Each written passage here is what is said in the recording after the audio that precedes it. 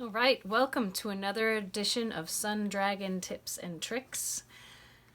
I'm Rebecca. I'm the owner of Sun Dragon Art and Fiber in Brevard, North Carolina. And today I thought we'd continue our journey into intro knitting. Might get some more advanced knitting and crochet stuff up tomorrow, but intro knitting we had done long tail cast on. We had done the knit stitch, which I am doing right now, and I thought today we would do purl. So I'm pretty sure my knitting is out of the camera. I'm attempting to do what Liz does when we do our sideshow, which is she knits while she's talking, so I can get a sample up here to show you, and I'm already sticking it in a little bit. When you get going and you really get used to it, you can knit almost without looking at it. I'm also using big chunky yarn and big needles. And I'm working on a swatch here that is what knitters call garter. Fancy names, garter and stockinette. And garter is the fancy name for knitting every row. Now when you knit every row, we'll do this closer up later on, the stitches. Every time you finish a row, if I can get there,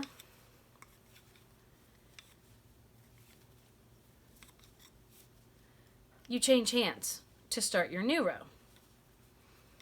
And we'll go over this in the drawings of why, when you knit every row, you get a fabric that has bumps on both sides, and it's kind of squishy and kind of stretchy. Now, if you want to have all of what we call your V's on one side and your turtlenecks on the other. Front side of the stitch, knit stitch, back side. When most people think about knitting, they think about all these little V's running down the surface. And if you want that, when you flip it around and the back side of a knit stitch is facing you, you need to do a backward stitch to make a V on the other side. That's where the purl stitch comes in. So let's draw it and let's do it. Because it's my firm belief that once you have the knit stitch and the purl stitch in your repertoire, you can do just about anything in knitting. You are 9/10 of the way there to doing so much cool stuff. So let's learn it, all right? Here we go. So I think we've talked about in the other video, but I'll do it here again, that when you have a knit stitch hanging out on your needle and you're looking at what you've just done, the front of it, what faces you, will have what looks like a little heart, or I keep calling them little V-neck. If you turn this around to look at the other side, like you do when you start a new row,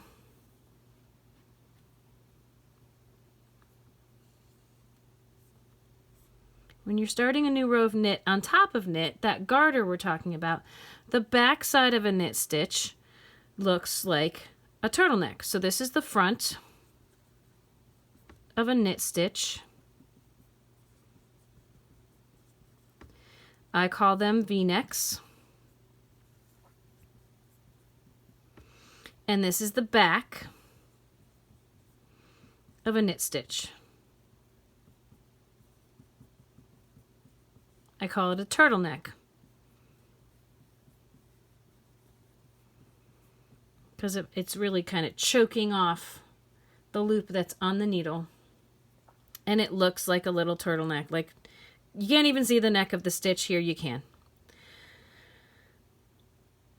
So if you want all of these V's to be on one side of the fabric and all of the turtlenecks to be on the other, then knitting every row is not going to get you there. You need to do a purl stitch. A purl stitch will look like this on the front. This is the front of a purl stitch. And this is the back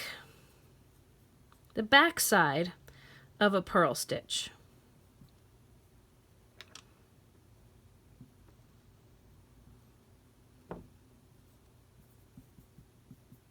Apparently I want to call them perch stitches. It's a purl stitch.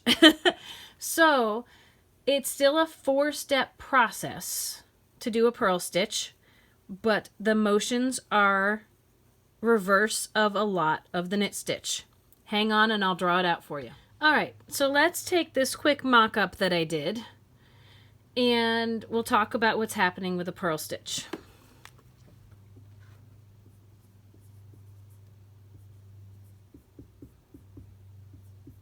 Okay, so I started this with, if we're holding what's in your left needle straight up, and here comes your right needle, we're dealing with the front side of the stitches that are facing us as we're holding these needles.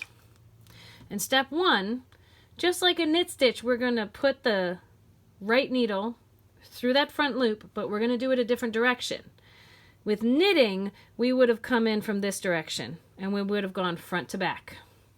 But this isn't a knit stitch. This is a purl stitch, so we are going to come from the back to the front. We're going to come that way through the stitch. So back, I call it going back to front with right needle. You are going to go under the needle so that when you're done, when you put it in back to front, this angle, and let's start marking. The stitch that we're doing is this yellow, is this orange one. Gotta get my colors straight. We're gonna go under back to front. I'll leave that and I won't redraw that, but I'm gonna redraw some of these other steps. And the final picture I put on here, I may redraw that part up there. So back to front with your right needle. Step two, here is what it would look like after step one, where we've got this stitch that we're working into. We're going to make that orange, and we're going to make the yarn, which by the way is hanging in front of your work for purl stitches. The working yarn, I'll make it green. All right, so we have put the needle in, back to front. Step two, we're going to wrap. Figuring out with these other pictures, I've drawn these other pictures so they're at 90-degree angles. So where are we going to put our words? I'm going to try them over here. We're going to wrap what I call this green yarn, the working yarn is going to wrap around. I call it the easy way. Or another way to talk about it is we're going to go between and around. Knitting was around and between. Purling is between the needles and around. So we want to take it around this way, between the needles and around the front. Either way, knit or purl stitch, it is counterclockwise.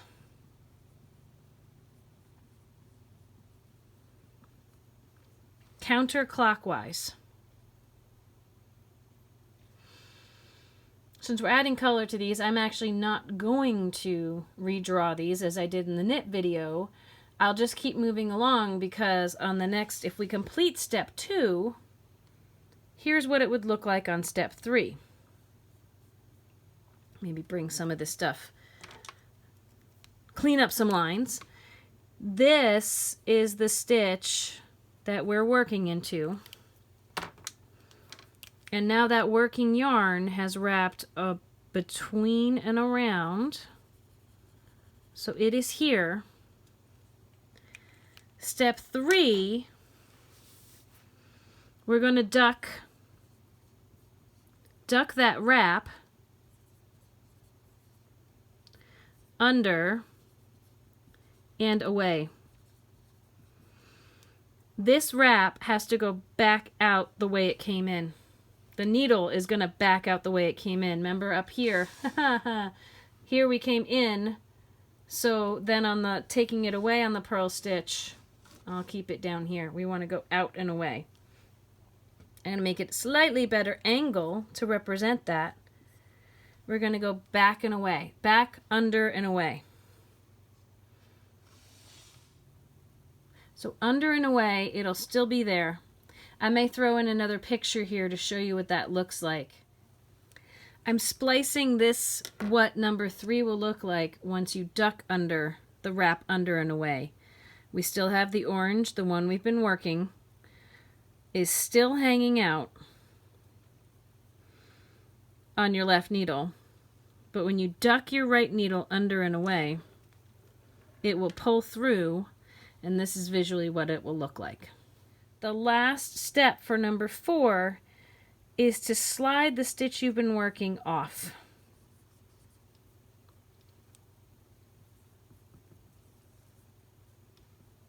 Slide the loop off the left needle. When you do that, when you slide off what you were working on this whole time, the orange guy, he will actually end up down here. And the working yarn that you wrapped around and ducked under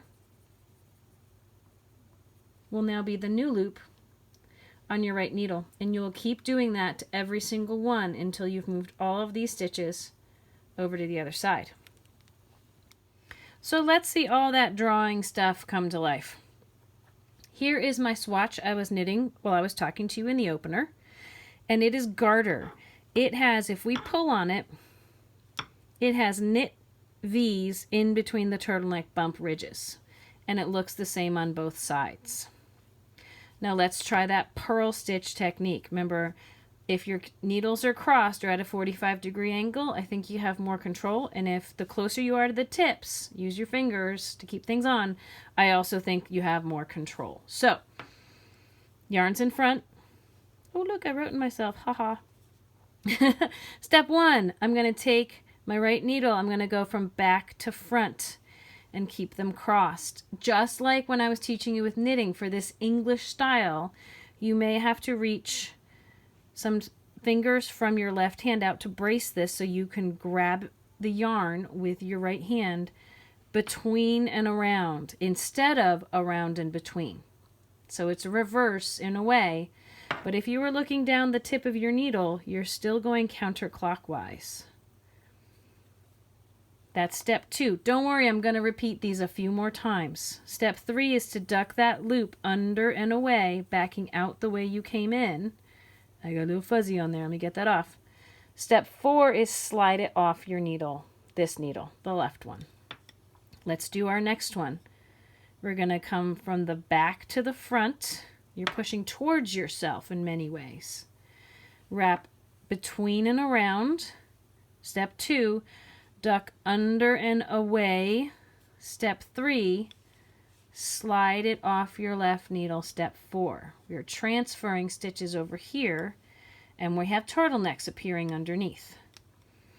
So we're going to go back to front. Step 1, wrap between and around. Step 2, duck that wrap under and away. Step 3, slide it off your left needle. Step 4. Now those last 2 steps are what I often see being kind of combined together when people are learning. So in, back to front, wrap between and around. Really make sure you duck under and away fully before you slide it off. Because if that goes too quickly, sometimes it goes like that and it works, and sometimes it won't. And you'll end up with what I call a crisscross. If we didn't fix that, we'd end up with 2 stitches where there was 1, and you'd start to grow. So this, take a look, when I just took that off, the yarn came back to here, which means this stitch is not worked. So I can just put my needle straight in, my left needle, slide it back over, and go ahead and work it again. Back to front. Wrap between and around, duck under and away, and slide off. See how those can become one while you're learning. Back to front, between and around, under and away, and then slide off. I really recommend making sure all 4 steps are distinct until you're really used to them, to make sure that you're not adding stitches in by accident. So I'm getting through my row while I'm talking, because again, when we finish a row, if we look at it, it all looks kind of the same. We actually have 2 turtleneck bump rows with, it's harder to find the space between them. And if we flip it around,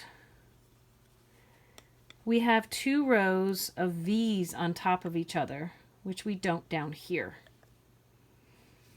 So if I keep doing a row of knits, I knit when there's V-necks right underneath the stitches as I'm looking at them on my left needle about to start. And if I keep doing purls where there is V's underneath, where there's where there are turtlenecks underneath as I'm starting a row, I will get more of what we call stockinette, where all of the knit stitches are on one side. The fronts of the knit stitches are all on one side of the fabric. All right, thanks for coming along on the 3rd step of learning to knit, which is learning to purl. I'm going to see if I can get a couple more rows of knit and purl going here while I chat you out, so you can see what stockinette looks like if you do a couple more rows. This is where I usually tell people in my intro lessons to practice a row of knit and then a row of purl and see if they can switch their brains back and forth. Because if you've done a bunch of knitting and you start to do the purl stitch, your brain will default to knitting. Looking down to start my purl row, your brain will default to knitting if you stop paying attention, if you're not used to your purl row. So knitting, the yarn is in back, and purling, the yarn is in front. And if things get really wonky, frog it, rip it out a couple of rows if you can and put it back on the needle, or just start over. You learn by making mistakes. You learn by practice. And in the end, it is really enjoyable and really fun and really meditative. So I just did a couple more rows. I'm going to do, well, no, I'll just show it to you now. I did a couple more, like 1 more row of knit and 1 more row of purl than what we saw when I was demonstrating the overhead shot. And so again, the garters down here might look the same on the purl side, but look at all the V's on the knit side. Now, some things I gotta warn you about is if you decide to make a scarf in stockinette like this, the edges will curl. The edges will curl up on you and you'll have a tube, which is why a lot of people make scarves in garter or some other textured stitch where you're moving back and forth. That's a lesson for another day, is switching between knits and purls in the same row. That whole classic knit 1, purl 1, you know. But just starting to learn the stitches a row at a time is really helpful to get you started. So I hope you've enjoyed this. Please consider subscribing. Consider sharing this with friends. Reach out to us if we can do something else. Put something in the comments. Let us know how we can help you on your crafting journey. And yeah, I lost my train of thought. But may your crafting be filled with joy and confidence. And I hope we can help you out as we're all reaching out and finding our community in ways where we're not in the same room. We'll see what we can do with this. And we're here for you. Definitely. So, craft on. What's up? You in amongst all my knit and crochet stuff here? What's that?